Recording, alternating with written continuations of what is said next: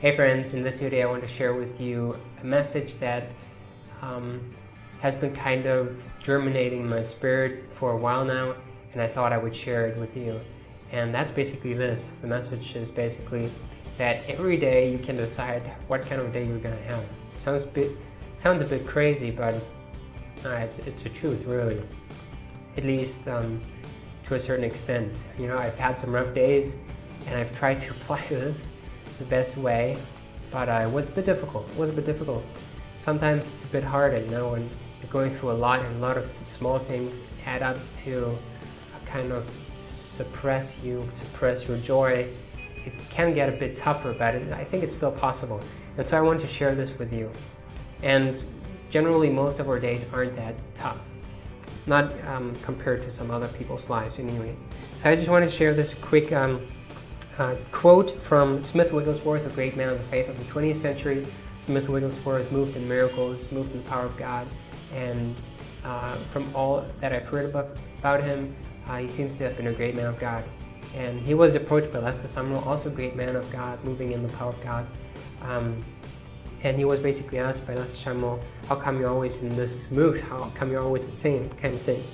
And Smith Wigglesworth replied in this way. He said, "I don't ever ask Smith Wigglesworth how he feels. I jump out of bed. I dance before the Lord for at least 10 to 12 minutes. High-speed dancing. I jump up and down and run around my room, telling God how great He is, how wonderful He is, how glad I am to be associated with Him and to be His child." And I just thought that was so powerful. So he never asks himself how he feels, and I think that's what we also need to do. And I forget now which book it was, but I think it was Rick Renner in his book on spiritual warfare, on the whole armor of God. He said something like, it's time that we stop asking ourselves how we feel. Basically the same thing Smith Wigglesworth was doing, and start telling ourselves how we should feel. So we shouldn't listen so much to our thoughts, but we should decree what we're going to think, and we should decree what we're going to do and how we're going to feel. You know what I mean? I think that's really powerful. We just speak life over ourselves, and I've done this many times now, actually, where it's been a bit tough, you know. Sometimes circumstances add up, and it just seems like the devil is out to crush you, and you're the only Christian in the world. He's really after you, you know what I mean? When you're going hard for God, he tends to do that, you know, in some ways at least. And so, yeah, I've just spoken life over myself, and then said to myself, I am going to be joyful, kind of thing. And yeah, that's worked really powerfully in my life, and I just thought I would share this. And so that's the one thing I wanted to share. And another thing I want to share with you is a verse that I recently heard spoken by a Christian I esteem, and this just kind of really resonated with my spirit, and I thought, wow, that's it, that's really powerful. And it's a verse from the Psalms, and it also kind of goes well hand in hand with Smith Wigglesworth, because he danced before the Lord, same as David.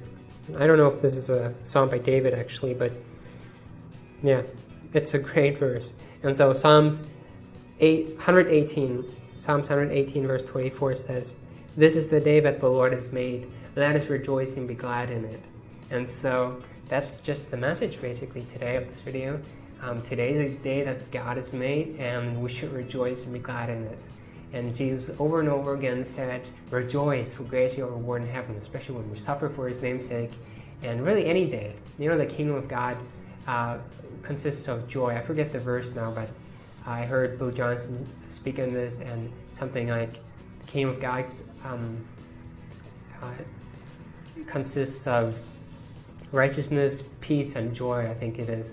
That's some verse somewhere in Paul's writings, I believe.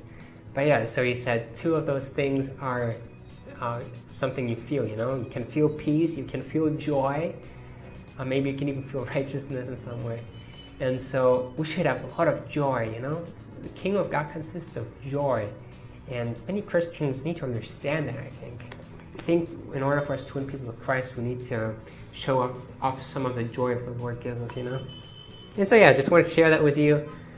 Today is the day that the Lord has made. This is the day that the Lord has made. Let us rejoice and be glad in it.